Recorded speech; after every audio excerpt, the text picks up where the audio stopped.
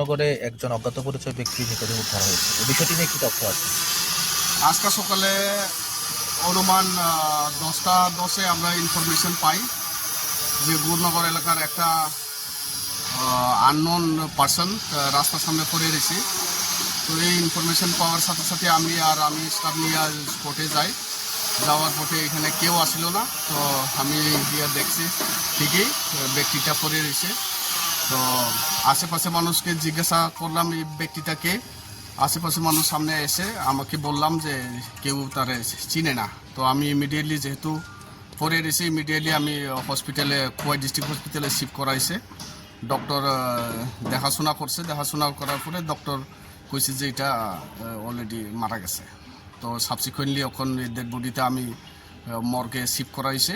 Shift করার পরে এখন যা করণের আমরা করব, দেখা যাব কি হয়, নাম কি আছে। ঠিক আছে। নাম